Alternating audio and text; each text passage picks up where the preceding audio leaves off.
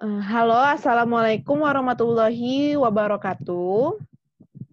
Waalaikumsalam warahmatullahi wabarakatuh.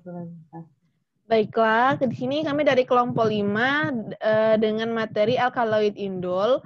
Di sini kami akan membahas beberapa permasalahan dari teman-teman. Yang sebelum itu kami akan memperkenalkan diri terlebih dahulu, di mana kami beranggotakan 4 orang.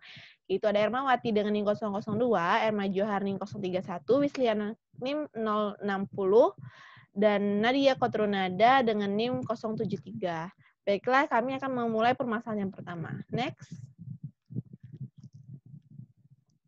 Oke, kepada Ermawati kami persilakan.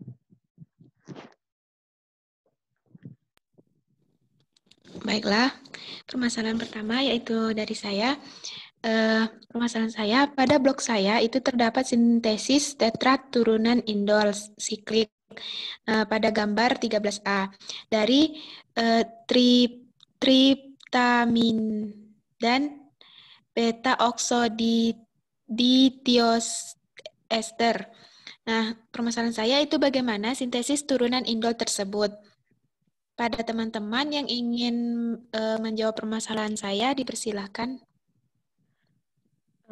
Erma ingin mencoba menjawab.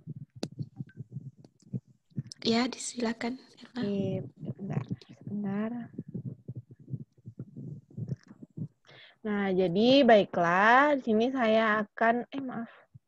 Ini ya kok ngelek-ngelek sebentar. Oke. Karena ya tadi.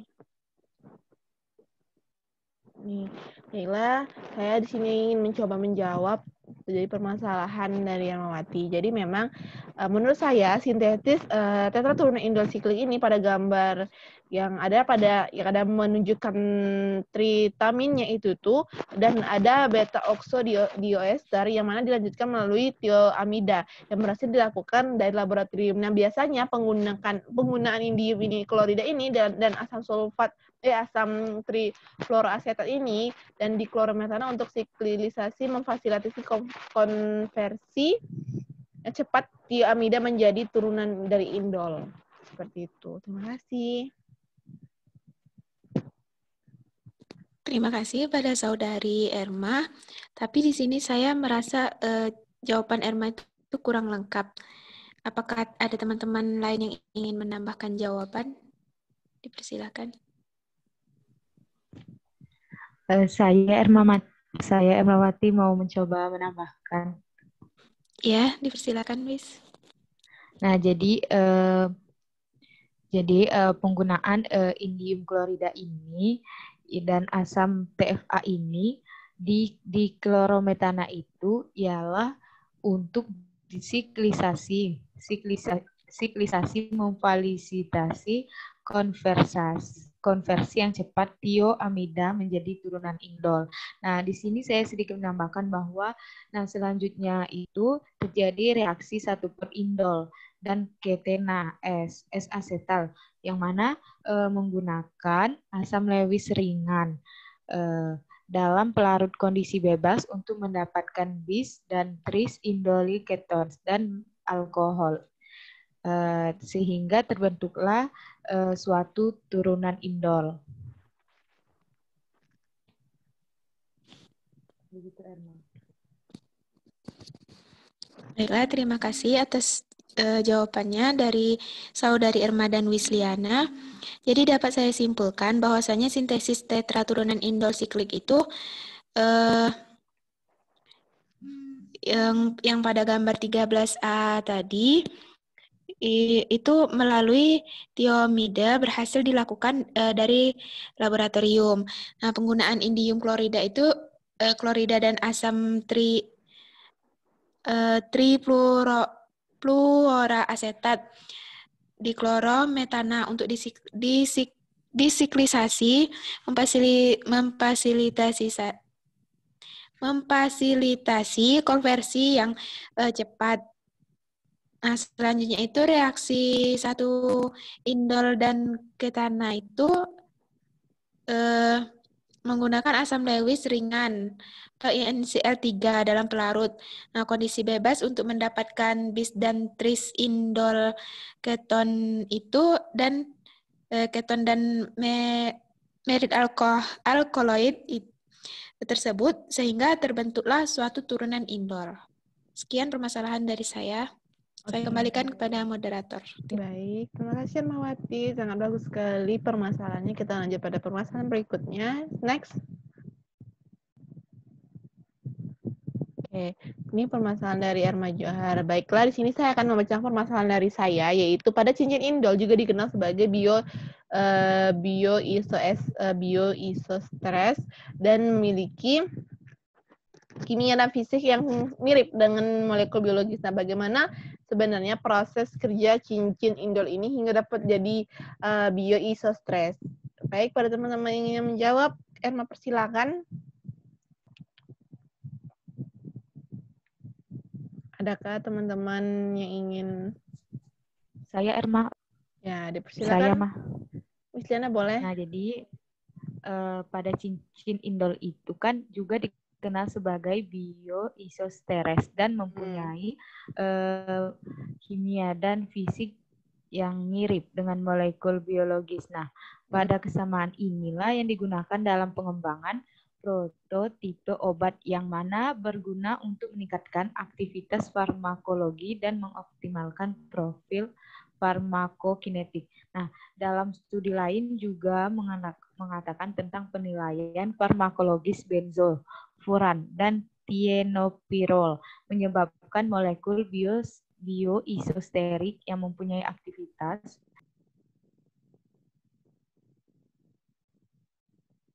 Miss Liana, ini mikrofonnya udah selesai? Sudah, Wis? Teman, tadi mendengar suara saya tidak? Yang terakhir, tadi yang terakhirnya Wis belum itu. Coba yang bagian terakhir boleh diulangin.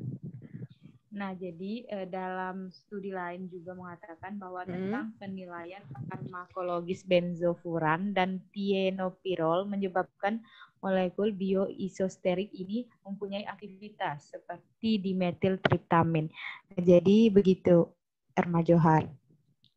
Oke, baik.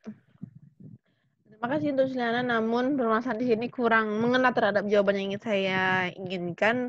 Mungkin teman-teman yang lain dari Ermawati atau Nadia ingin menambahkan? Baiklah, saya Erma. Ya, dipersilakan Nadia. Baiklah, di sini saya Nadia Koturunada Tohiri ingin mencoba melengkapi jawaban Wisliana tadi untuk permasalahan dari Erma Johar. Dari yang sudah Wisliana jelaskan tadi itu dengan benzotiopenes dan 3 indenal kilamines itu menunjukkan bahwa untuk senyawa yang tidak memiliki substituen cincin, kemampuan untuk bertindak sebagai agonis pada fundos tikus hampir sama dengan triptamines seperti itu. Saya kembalikan ke moderator. Oke, baik. Terima kasih untuk Nadia. Jadi memang hampir benar nih jawaban Wisliana dengan Nadia udah saling menambahkan. Jadi cincin indol ini juga dikenal dengan bioisosteres yang mana yang memiliki kimia fisik yang mirip dengan molekul. Nah, kesamaan ini digunakan untuk apa? Dalam pengembangan prototipe obat yang bertujuan untuk meningkatkan aktivitas-aktivitas yang biasanya itu dalam farmakologi maupun juga mengoptimalkan profil farmakokinetik dalam studi lain juga seperti penilaian farmakologis benzo. Nah, juga seperti benzotripenes ini biasanya menunjukkan bahwa untuk senyawa yang tidak memiliki substituen cincin, nah kemampuan untuk bertindak sebagai agonologis dan fundus itu hampir sama dengan triptamines. Baik, terima kasih. Kita lanjut pada permasalahan berikutnya. Pada Wisliana, next. Oke, pada Wisliana kami persilakan. Baik, nah di sini saya lanjutkan pada permasalahan saya. Nah, yang mana pada uji kandungan metabolit sekunder dari ekstrak metanol daun surian di sebuah artikel itu telah memperlihatkan bahwa ekstrak metanol daun surian itu mengandung alkaloid, flavonoid, polifenol, dan terpenoid. Nah, semua metabolit tersebut mempunyai kemampuan untuk meredam 2,2 dipenil 1 pikirhidrazil atau DPPH. Nah, senyawa alkaloid terutama indol ini mempunyai kemampuan untuk menghentikan reaksi antara radikal bebas secara efisien. Nah, apakah hubungan indol terhadap peredaman radikal bebas di sini dan apakah berhubungan dengan aktivitas antioksidan? Nah, bagi teman-teman, adakah yang ingin membantu saya dalam menyelesaikan permasalahan ini? Baiklah, saya ingin mencoba menjawab, Wis.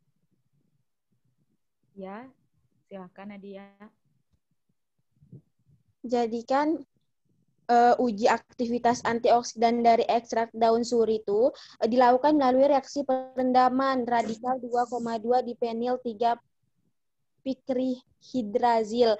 Nah, radikal bebas dikenal dengan faktor utama dalam kerusakan biologi. Dengan DPH digunakan untuk mengevaluasi aktivitas peredaman radikal bebas dari suatu antioksidan alami. Jadi, DPH yang merupakan suatu molekul radikal bebas dengan warna ungu dapat berubah menjadi senyawa yang stabil dengan warna kuning oleh reaksi dengan antioksidan, di mana antioksidan ini memberikan suatu elektronnya pada DPPH sehingga terjadi peredaman pada radikal bebas DPPH tersebut.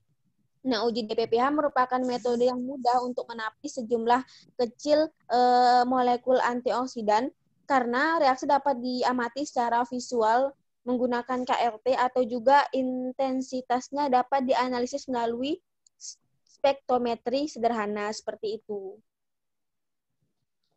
Oh, baik, terima kasih kepada Saudari Nadia atas jawabannya. Tetapi di sini menurut saya jawaban dari Nadia ini kurang lengkap. Nah, apakah ada teman-teman yang ingin mencoba menambahkan dari Nadia?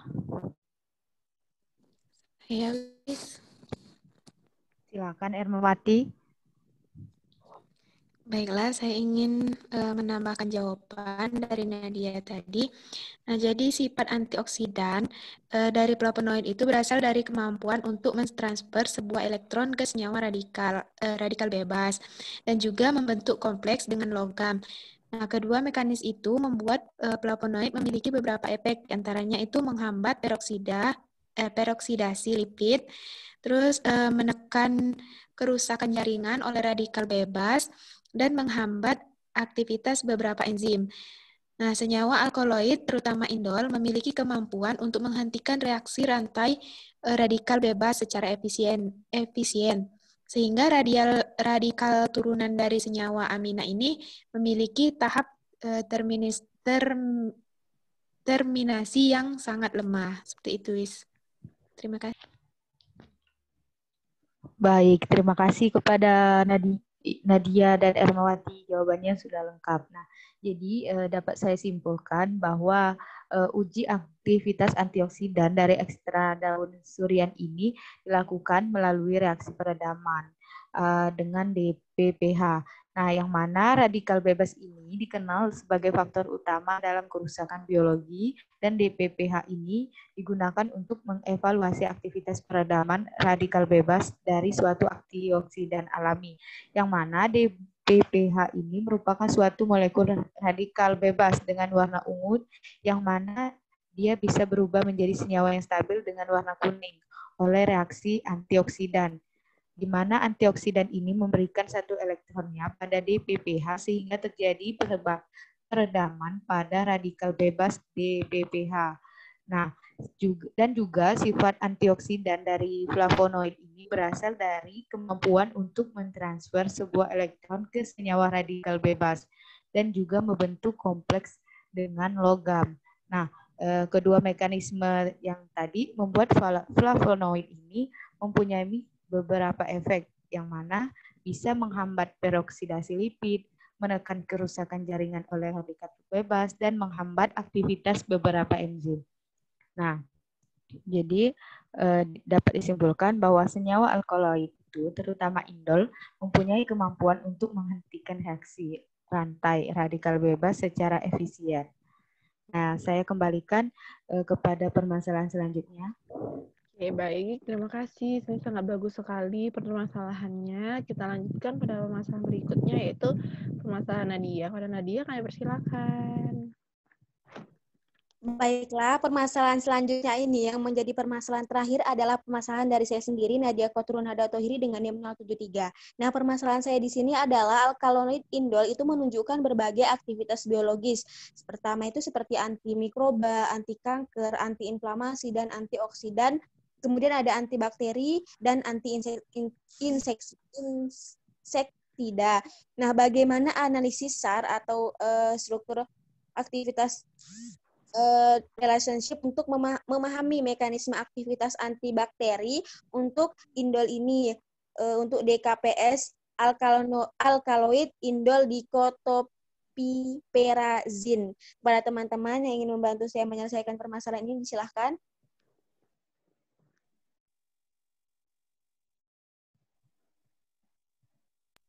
Saya Nat. Ya, silakan Irma. Baiklah, saya izin menjawab. Jadi, analisis SAR ini penting untuk memahami mekanisme aktivitas antibakteri untuk indol DKPS. Nah, mula-mula kerangka DKP indol ini yang terdiri dari dua inti, sebuah indol dan diketopiperazin itu terbukti penting untuk aktivitas antimikroba. Nah, sebagian besar DKP indol ini menunjukkan aktivitas yang baik, lalu perubahan kerangka sangat mempengaruhi aktivitas antibakteri. Mungkin hanya itu dari saya, Nat. Baiklah, namun saya ucapkan terima kasih atas jawaban dari Ermawati. Namun saya merasa jawaban dari Ermawati ini belum mengena secara keseluruhan dari permasalahan yang saya ajukan. Jadi barangkali teman-teman yang ingin melengkapi, disilahkan. Erma, ingin mencoba Nadia? Ya, silahkan Erma. Dan jadi memang untuk jadi memang menambahkan sedikit. Jadi memang sebagian besar bakteri yang diuji itu adalah pentasiklis 2A, 2E itu tergabung lebih aktif daripada spiropentasiklis yang mana memang 5A sampai 5 itu tetapi 2A dengan 2F ini aktif untuk dalam inhibitor yang lebih lemah dibandingkan senyawa cincin terbuka yang tadi triprostatin 3A sampai 3D tadi. Dan juga namun untuk senyawa spiro pentasiklis ini 4A sampai 4D itu menunjukkan aktivitas yang lebih baik daripada cincin terbuka di nomor 1A sampai 1E kalau nggak salah. Terus juga dan menyatu pentasiklisnya dari 2A sampai 2F itu sehingga nanti cincin terbuka prostatin itu senyawa 3 sampai 3D itu lebih aktif dari 1A dan 1E. Jadi ketiga itu tuh, nah jadi substituen yang posisinya itu tidak berpengaruh secara signifikan untuk aktivitas antimikroba. Untuk indolnya itu yang spiro DKPS tadi itu memang substituen itu alkil meningkatkan aktivitas antibakteri. Sedangkan untuk substituen yang aromatik menurunkan aktivitas antibakteri. Dan juga ada sedikit tambahan. Nah, hasil dari beberapa informasi yang berguna banyak untuk pekerja-pekerja di masa depan sehingga dapat lebih baik lagi. Seperti itu. Terima kasih. Baiklah, terima kasih atas jawaban yang diberikan Ermawati dan Erma Johar. Sehingga dari permasalahan saya kali ini dapat saya simpulkan bahwa untuk mekanismenya itu mula-mula kerangka DKP indol yang terdiri dari dua inti, sebuah indol dengan diketopiperazin itu terbukti penting untuk aktivitas antimikroba. Sebagian besar DKP indol menunjukkan aktivitas yang baik, lalu perubahan kerangka sangat mempengaruhi aktivitas antibakteri. Nah, sekian dari saya kembalikan ke moderator. Oke, baik. Terima kasih untuk Nadia dan terima kasih juga untuk teman-teman semua yang telah memberikan permasalahan dan telah menjawab. Berakhirlah sudah diskusi kita pada malam hari ini. Lebih dan kurangnya saya mohon maaf. Saya akhiri. Wabillahi taufiq wal hidayah. Wassalamualaikum warahmatullahi wabarakatuh. Waalaikumsalam warahmatullahi wabarakatuh.